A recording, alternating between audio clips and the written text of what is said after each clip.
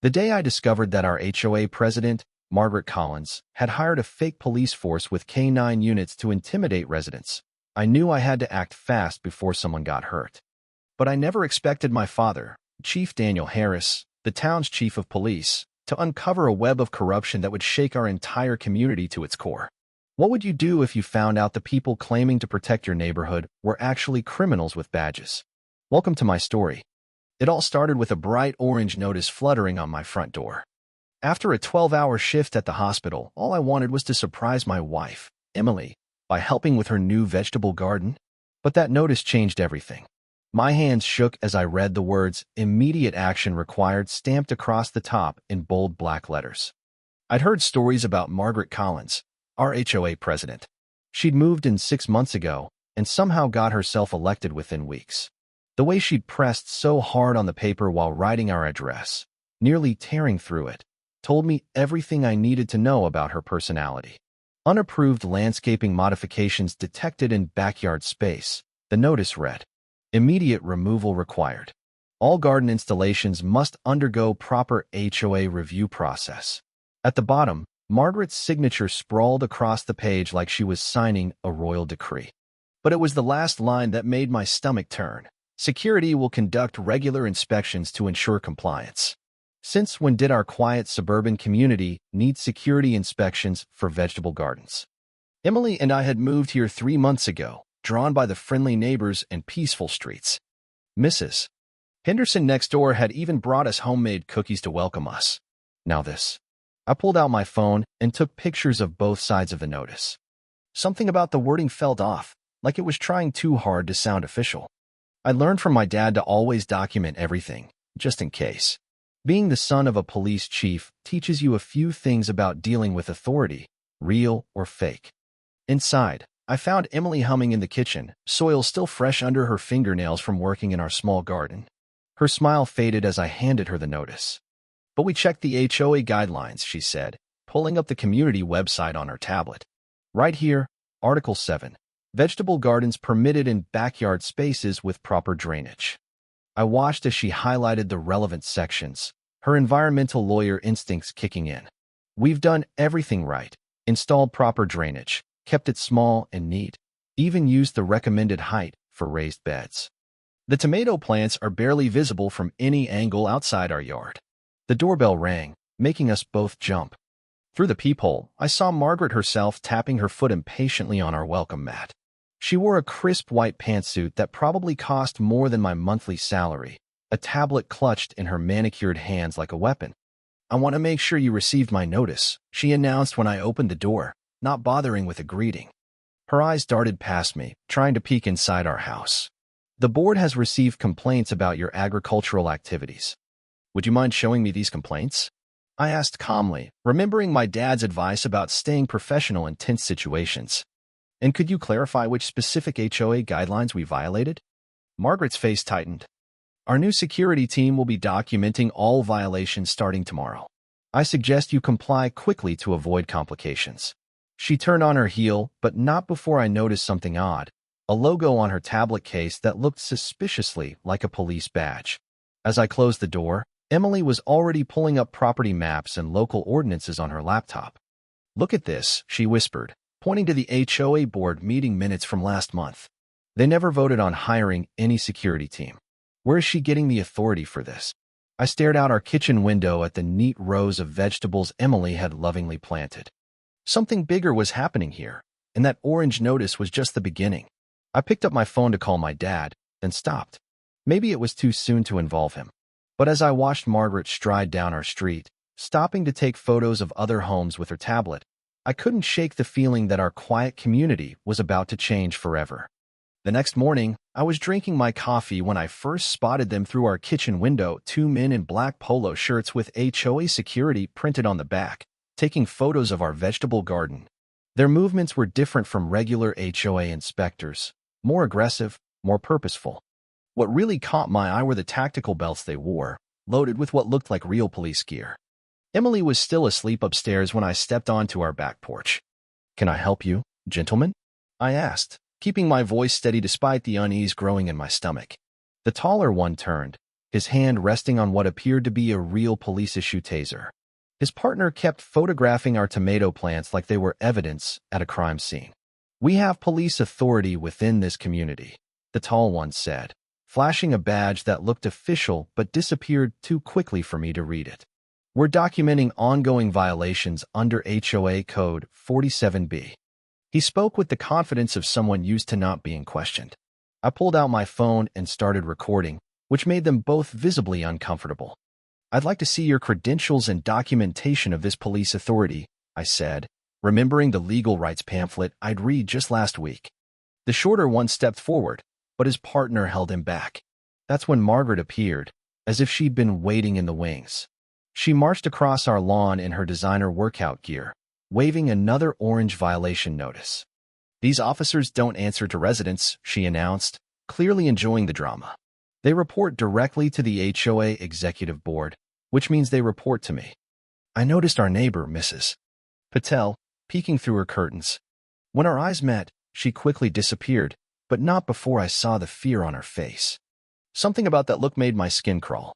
Later that morning, while reviewing my phone footage, I noticed details I'd missed in the moment. The officers had no name tags, their badges didn't match any local law enforcement design I'd ever seen, and the equipment on their belts. It looked real, but something was off about the positioning. I spent my lunch break researching private security regulations in our state. Every legitimate company needed specific licenses and permits, especially if they were carrying weapons. The HOA newsletter had mentioned hiring enhanced security, but there was no company name, no license numbers, nothing that could be verified. Emily came downstairs just as I was emailing the state licensing board. "Why are there men with guns taking pictures of our garden?" she asked, her voice tight with worry. I showed her the footage from that morning, and her face went pale. "Those aren't regular security guards," she said. "I used to work at a security company, remember? Their gear is all wrong." We watched through our windows as the officers moved down the street, stopping at each house with meticulous precision. They spent extra time at the homes of residents who'd spoken up at recent HOA meetings, the Rodriguez family, who'd complained about discriminatory enforcement of noise regulations, the Smiths, who'd questioned the new security fee on their monthly statement. That evening, I created a private group chat with trusted neighbors. Messages started pouring in immediately. The security team had been entering backyards without permission, taking photos of children playing, and even threatening to detain someone for washing their car in their own driveway.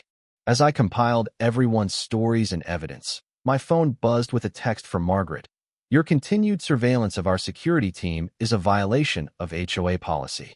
Expect enforcement action tomorrow." The threat was clear, but she'd made a crucial mistake. In trying to intimidate us, she'd confirmed what we suspected. These men weren't real police officers at all. I looked at Emily, who was already pulling up the state's laws about impersonating law enforcement. "We need to be really careful," she whispered. "If they're willing to pretend to be cops, who knows what else they're willing to do?"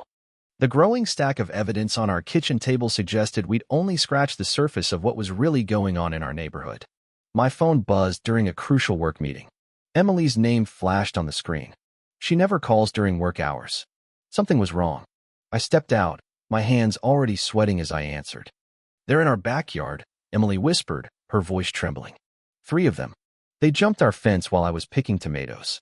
I heard male voices in the background, angry and demanding. My wife's breathing got faster through the phone. I could hear heavy boots on our wooden deck. "Ma'am, this is your final warning. Exit the garden now," the voice said, trying to sound official, but there was something off about it. "We have authorization to remove you by force." "I'm not leaving my own property," Emily said firmly, but I could hear the fear in her voice. "Show me your real police badges or leave now." The sound of a radio crackling made my stomach drop. "Unit 2, subject is non-compliant. Requesting K-9 backup at 1242 Maple Drive." I was already running to my car, my tie whipping in the wind. "Emily, I'm on my way. Don't move. Call 911 right now. These aren't real cops." Through the phone, I heard Margaret's shrill voice. "Mrs. Harris, your garden is a direct violation of HOA Aesthetic Guidelines, Section 4.3. My security team has full authority to remove unauthorized plantings and trespassers." Trespassers. Emily's voice rose in disbelief. "I live here, and those tomato plants are in our backyard. I put the phone on speaker as I sped home, breaking every speed limit. Emily kept the line open, and each sound made my heart race faster. The click of a weapon being unfastened, heavy footsteps approaching, Margaret's smug voice listing violations. "Look what I found," one of the security men said. "Hispanic-style peppers. Definitely not approved vegetation. They're jalapenos," Emily shouted. "Since when do vegetables have ethnic restrictions?" I heard our garden gate creak, the one I'd installed just last weekend. More boots on gravel. Someone yanking at plants. "Stop touching our property," Emily yelled. "My husband's already called the real police." Margaret's laugh sent chills down my spine. "Dear, we are the police in this community. The HOA charter gives us full authority. Now step aside, or my men will remove you." The sound of a dog barking in the distance made my blood run cold. They were really bringing in K-9 units for a vegetable garden dispute. I switched lanes aggressively, drawing angry honks. 5 more minutes. Just 5 more minutes. "This is what happens when you ignore warnings," Margaret said. "First the unapproved plants, then the unauthorized garden stakes, and now resisting HOA security. You people need to learn respect for authority." "You people?" Emily's voice was quiet but strong. I heard her phone camera clicking. "Please say that again, Margaret." "I'm recording everything." The sound of scrambling feet. Margaret's sharp intake of breath. "Confiscate that phone. It's against HOA policy to record security operations." I heard Emily scream as someone grabbed at her. The phone clattered to the ground but stayed connected through the speaker. I heard the growing rumble of a large dog's growl getting closer. "Margaret Thompson," Emily shouted. "If that dog touches me, you'll be in handcuffs before sunset." I was 2 blocks away when I heard sirens, but they weren't coming from the direction of the local police station. A black SUV with K-9 unit markings screeched to a halt in front of our house. The fake police force was escalating, but they had no idea they were about to meet a real chief of police. My hands gripped the steering wheel so hard my knuckles turned white. I'd seen power-hungry HOA boards before, but this was something else entirely. As I turned onto our street, I saw the crowd gathering, neighbors with phones raised, recording everything. Margaret's security team had finally gone too far, and now everyone would see exactly who they really were. My tires screeched as I pulled into our driveway, and what I saw made my heart stop. Emily was backed against our front door, her gardening gloves still on, dirt smudged on her cheek. 3 men in tactical gear had formed a half-circle around her, while Margaret stood off to the side with a clipboard, writing furiously. But what really made my hand shake was the German Shepherd pulling hard against its leash, teeth bared. The handler, a guy who looked barely old enough to drink, was struggling to control the dog. These weren't just rent-a-cops playing dress-up anymore. This was dangerous.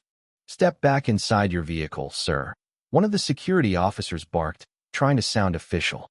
His hand rested on what looked like a real police belt, but something was off about his badge. I'd grown up around real police equipment thanks to my dad, and this wasn't it. Margaret's face lit up with that familiar smug smile when she saw me. "Perfect timing. Your wife has been interfering with official HOA security operations." She waved her clipboard like it was some kind of royal decree. "We have documented 17 violations, including aggressive behavior toward our officers." I took out my phone and started recording. Margaret's smile faltered for a split second. "Putting unauthorized recordings on social media is against HOA guidelines," she snapped, but I could hear the worry in her voice. "Funny thing about those guidelines," I said, keeping my voice steady like my dad taught me. "I've read them cover to cover. Nowhere does it mention a private police force or K-9 units." The youngest officer shifted uncomfortably, his hand dropping from his belt. Emily caught my eye, and I gave her a slight nod. She'd been recording too, her phone partially hidden by her gardening apron. We talked about this possibility after the first time these guys showed up, and now our security cameras were catching everything from 3 different angles. "This is your final warning," Margaret declared, but her voice had lost some of its edge. "Remove the unauthorized vegetables immediately, or we'll be forced to take additional enforcement action." The German Shepherd barked, making Emily jump. That's when I noticed something that made my blood boil. The dog's vest said Police K-9, a federal offense if they weren't actual law enforcement. I could almost hear my dad's voice in my head, listing all the laws they were breaking. "Margaret," I said calmly, pulling up the state police department's website on my phone. Did you know impersonating law enforcement officers is a felony? Those uniforms, that dog's vest, those fake badges, each one is a separate charge. The security team started exchanging nervous glances. The dog handler's grip on the leash tightened, his knuckles turning white. Margaret's face flushed red, but she kept writing on her clipboard like it was some kind of shield. We have full authority to enforce HOA regulations, she insisted, but her voice cracked. The board approved everything. Really? I reached into my car and pulled out the folder I'd been collecting, because I have here the minutes from every board meeting for the past year. Nowhere does it mention hiring armed security or approving K-9 units. I turned to the youngest officer. By the way, what's your certification number for handling that police dog? The handler's face went pale. The German Shepherd, picking up on his anxiety, started whining. Margaret's pen froze mid-sentence on her clipboard.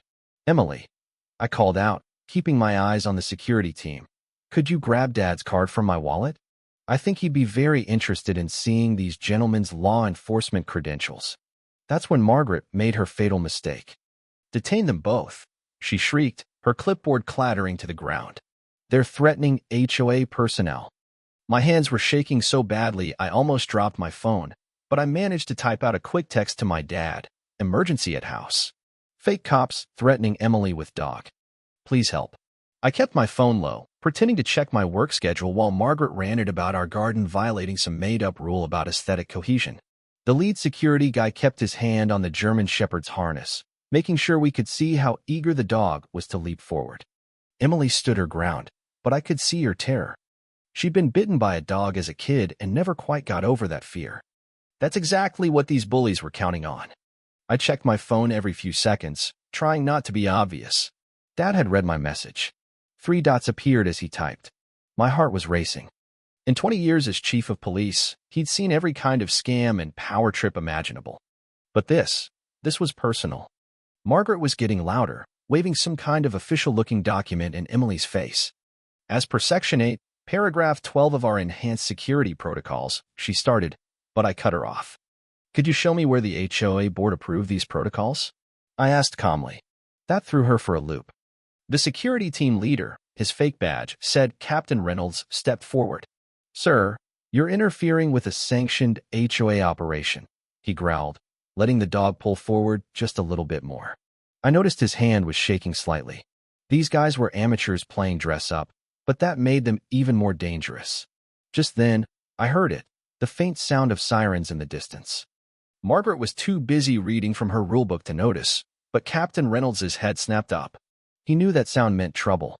The other 2 security guys started shifting nervously. The sirens got louder. One of the fake officers touched his earpiece, probably just for show, since I doubted they could afford real radio equipment. Maybe we should, he started to say, but Margaret whirled on him. Don't you dare back down now.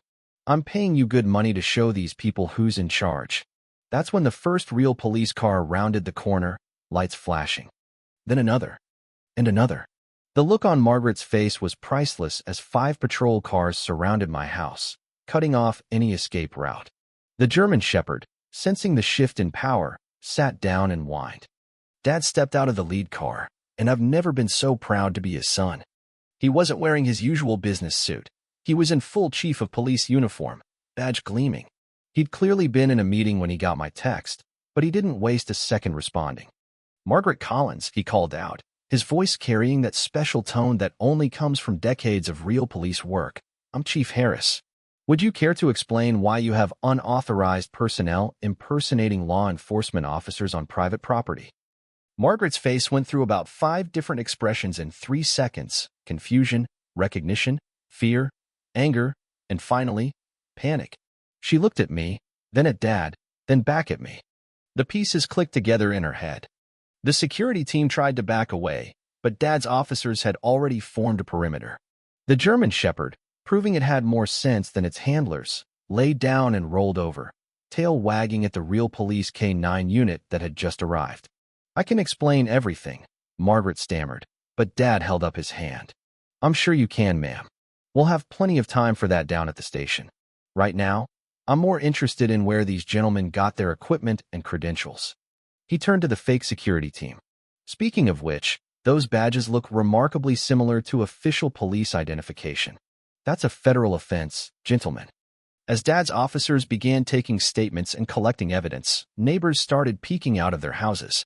Some had phones out, recording everything. Margaret's little empire of fear was crumbling, and the whole community was watching it happen. I pulled Emily close, feeling her finally relax as the real police took control of the situation.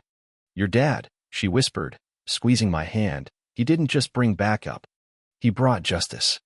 The screech of police sirens filled our street as my dad's cruiser pulled up, lights flashing. Margaret's smirk vanished when she saw the Chief of Police emblem on the door.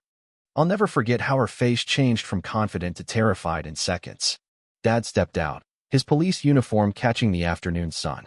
The fake security team's German shepherd suddenly sat quiet, as if it knew a real authority figure had arrived. 20 years as chief of police had given my father a presence that no fake badge could match. "I'd like to see your security licenses and K-9 unit certifications," Dad said calmly, his voice carrying across our front yard. The three security officers looked at each other, their tough guy act crumbling. The one holding the dog's leash started backing away. Margaret jumped in, waving a folder of papers. "We have all the necessary HOA authorizations right here," she said, her voice higher than usual. "These officers are fully within their rights to enforce our community guidelines." Dad took the folder but didn't open it.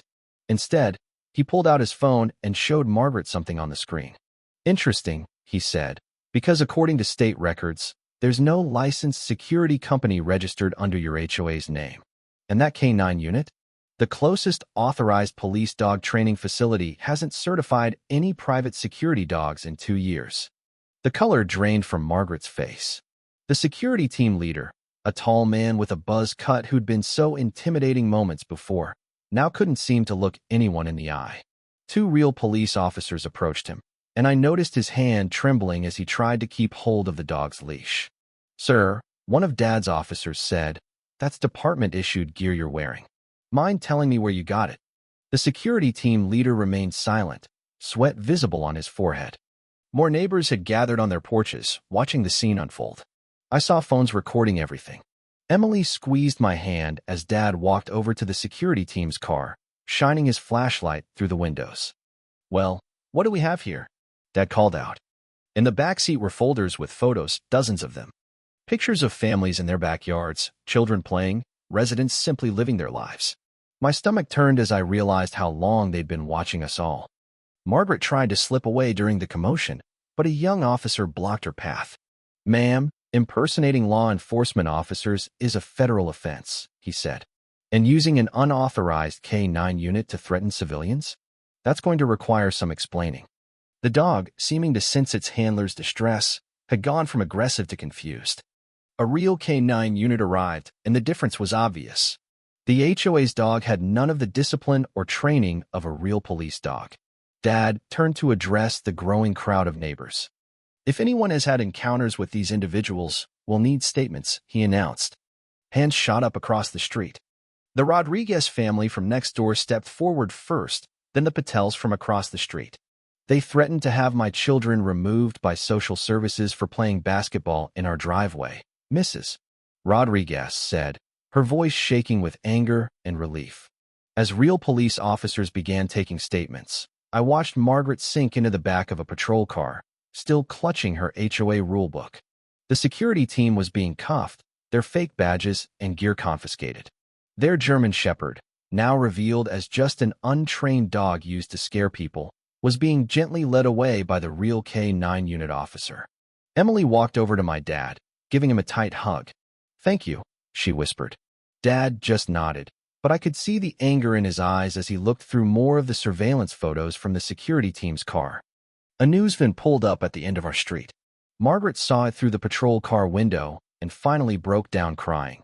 But they weren't tears of remorse. They were tears of someone who was finally facing consequences for their actions. Real justice was about to begin, and our peaceful community would never be the same. The morning after the arrests, my dad called me into his office at the police station. Spread across his desk were stacks of papers, HOA financial records, security contracts, and hundreds of photos taken of our neighbors. My stomach turned as I saw pictures of children playing, families having dinner on their patios, and timestamps showing round-the-clock surveillance. Son, this goes deeper than we thought, Dad said, sliding a document toward me. It was a bank statement showing monthly payments of $115,000 to a company called *operator, Community Guardian Services. *operator the HOA budget only allowed for $115,000 to a company called *operator, Community Guardian Services. *operator the HOA budget only allowed for $2,000 in security expenses. Where was the extra money coming from? I helped Dad dig through more records. Margaret had been charging special assessment fees to families who received violation notices. The more we looked, the worse it got. The Rodriguez family had paid $3,000 in security deposits after their birthday party incident. The Patels were charged extra maintenance fees for their vegetable garden. The fake security team's background checks revealed even more shocking details. None of them had real law enforcement training. Their leader, Mike Stevens, had been fired from 3 different police departments for excessive force. The K-9 unit wasn't even a trained police dog. It was Stevens's personal pet that he used to scare residents. My phone buzzed with a text from Emily. She'd been talking to Mrs. Patel, who shared videos of the security team rifling through her mailbox last month. Other neighbors started sending evidence too: Ring doorbell footage, cell phone videos, written threats from Margaret. Each piece of evidence made my blood boil more. Dad's detective, Lisa Martinez, burst into the office, waving a document. Chief, we found their training manual. The pages detailed how to target specific residents, what times to photograph families, and even scripts for threatening people who questioned their authority. Margaret's handwritten notes in the margins made it clear this wasn't about security, it was about control.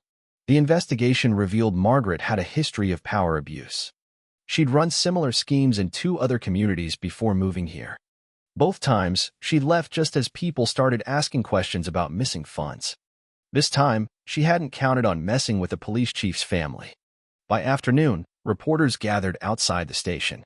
Dad handled the press conference while I helped Detective Martinez organize evidence for the district attorney. That's when we found the encrypted emails Margaret had been sharing, our neighbors' personal information with outside companies, selling data about their daily routines and vulnerabilities. The Real HOA board members were shocked. They'd trusted Margaret to handle day-to-day operations and had no idea about the fake security force or missing money. One board member broke down crying when she realized she'd signed blank checks that Margaret used to fund her scheme. As evening approached, more residents came forward. The security team had been demanding cash payments to overlook violations. They'd threatened elderly residents with eviction, photographed teenage girls by the community pool, and followed kids walking home from school. Each story hit harder than the last.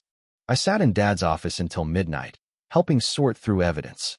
The last document we found was a draft of Margaret's newest plan, installing cameras inside people's homes for proper compliance monitoring. She'd already ordered the equipment using HOA funds. Just as we were getting ready to leave, Dad's phone rang. The FBI wanted to take over the case.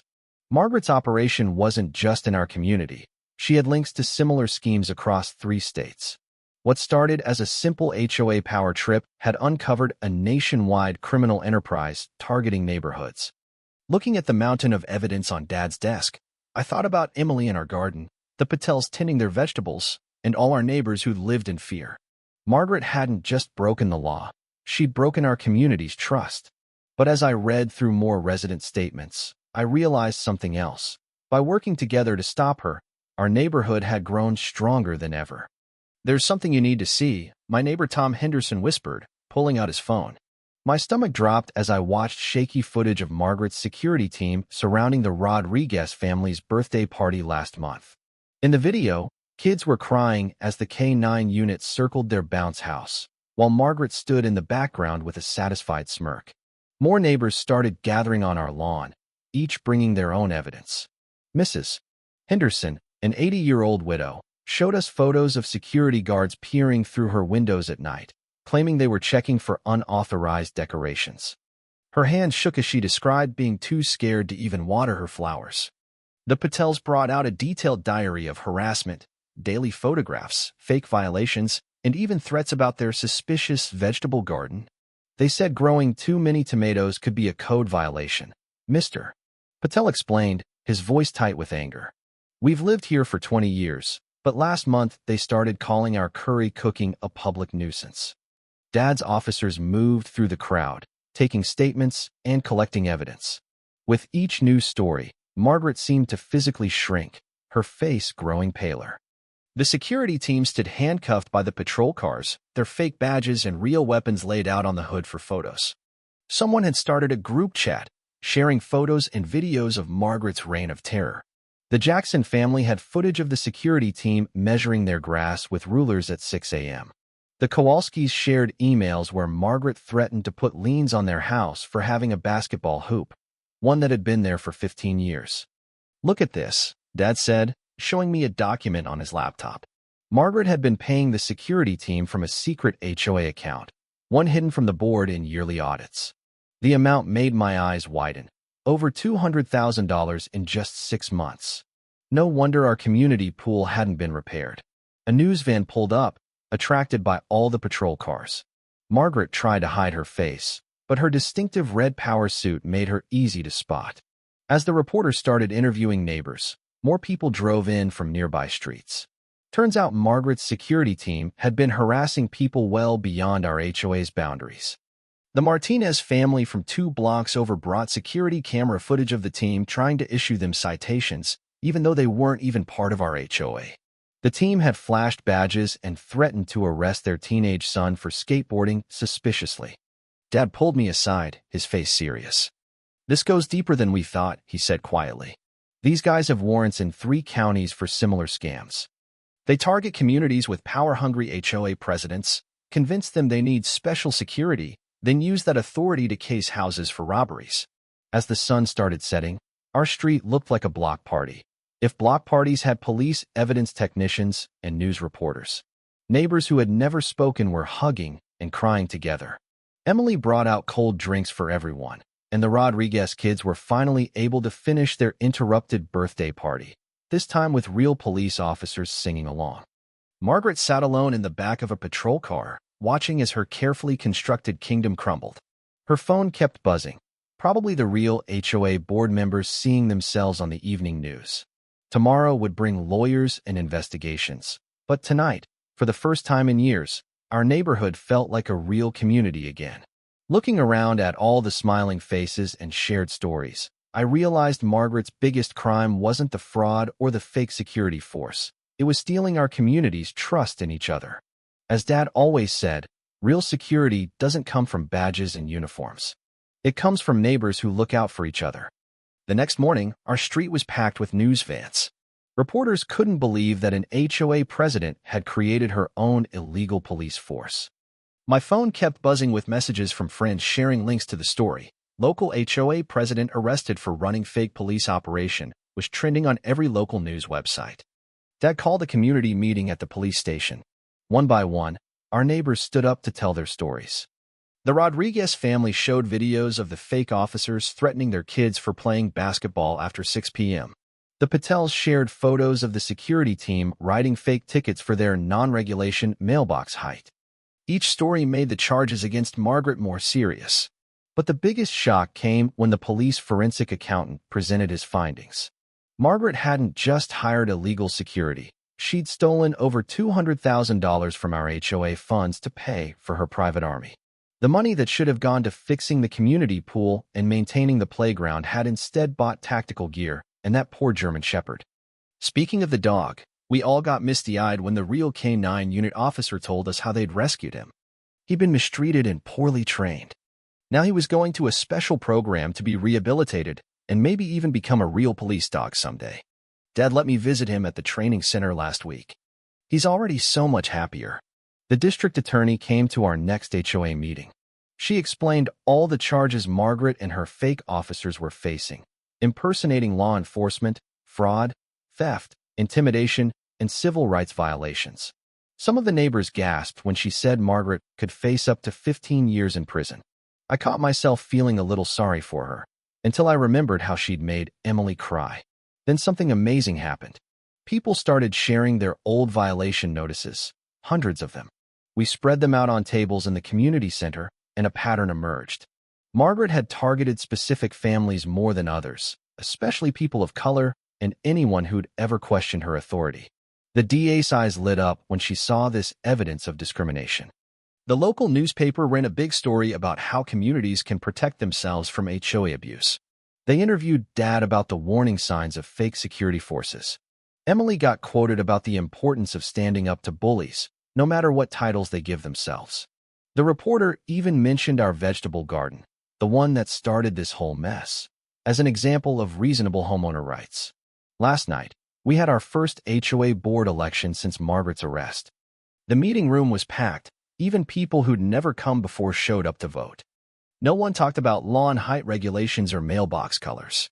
Instead, everyone discussed ideas for community improvements and ways to make our neighborhood more welcoming. The new board's first vote was to create a Residents' Bill of Rights. No more surprise inspections, no more harassment, no more fake security forces. As I watched my neighbors sign the document, I noticed something had changed. People weren't afraid anymore. They were talking to each other, laughing, making plans for block parties and community projects. Margaret's lawyer tried to cut a deal, but the evidence was too strong. The DA said our community had set an example for the whole state. New laws were being proposed to prevent HOA overreach and protect homeowners' rights. Emily got invited to testify at the state capitol about our experience. As we left the courthouse after Margaret's plea hearing, Dad put his arm around my shoulders. "You know what the best kind of justice is?" he asked. "The kind that brings people together instead of pushing them apart." Looking at our neighbors hugging and crying happy tears on the courthouse steps, I couldn't agree more. The moving trucks came for Margaret early on a misty Monday morning. I watched from our front porch as she supervised the loading of her precious lawn ornaments, the same ones she'd used to write up countless violations against other residents. Her face had aged 10 years since her arrest, and her signature, "I'm in charge" stance had wilted into something smaller. My phone buzzed with a news alert. Former HOA president pleads guilty in private security scandal. The story had caught national attention, leading to investigations of similar HOA abuses across the country. Dad told me he'd received calls from police chiefs in 3 states asking for advice on handling similar cases. Emily came outside with 2 cups of coffee, smiling as she handed me one. "Remember when we were afraid to drink coffee in our own front yard?" she asked. She was right. Just a year ago, Margaret's security team would have written us up for loitering on our own property. The community garden we'd planted in place of Margaret's precious ornamental lawn was bursting with life. Mrs. Henderson, who once reported her neighbors for ethnic cooking smells, now traded homegrown tomatoes for Mrs. Patel's curry recipes. The Rodriguez kids, who used to rush inside when security drove by, taught everyone how to grow the best jalapenos. Dad stopped by every Sunday, not as police chief anymore, but as a proud father and grandfather-to-be. Emily's baby bump was just starting to show, and the thought of raising our child in this transformed community filled me with hope. The same neighbors who once lived in fear of each other now brought us baby clothes and parenting advice. The new homeowners council met in the community center, where Margaret's wall of shame, covered in violation notices, had been replaced with photos of neighborhood events. Emily, leading her first meeting as council president, introduced a revolutionary idea: using our budget for community programs instead of security patrols. Last week, a documentary crew interviewed us about the transformation. They captured footage of our monthly block party, where Officer Rodriguez, a real police officer, played basketball with the kids while parents grilled and shared stories. The producer couldn't believe this was the same community she'd read about in the news. Margaret's old security office became a community resource center. The gun safes and surveillance equipment were replaced with books, board games, and a coffee station. The only uniforms allowed inside were those worn by our community service volunteers, identifiable by their bright yellow neighbor helper vests. Yesterday, I found an envelope in our mailbox. Inside was a letter from Margaret's daughter, who had moved her mother to a smaller house in another state. "Mom's starting therapy," she wrote. "Watching your community heal helped her realize she needs to heal too." Attached was a photo of Margaret at her new home, smiling genuinely for the first time in years as she worked in her own small garden.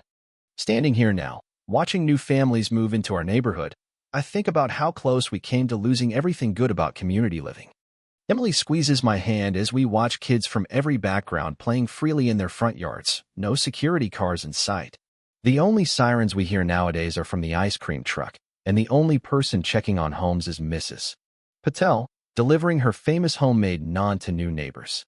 Our story made the cover of Community Living magazine this month. The headline read, "From Fear to Family, How One Neighborhood Overthrew Tyranny and Found True Security." But the real story isn't in the magazine. It's in the sound of laughter from the community garden, the smell of multicultural potluck dinners, and the sight of neighbors helping neighbors, no badges required. Dad says it best when new residents ask about our security system. The best security isn't in cameras or guards. It's in knowing and caring about your neighbors. As I watched the sun set over our transformed community, I realized Margaret's biggest fear came true. She lost control. But in losing control, we all found something much more valuable: freedom to be neighbors in the truest sense of the word.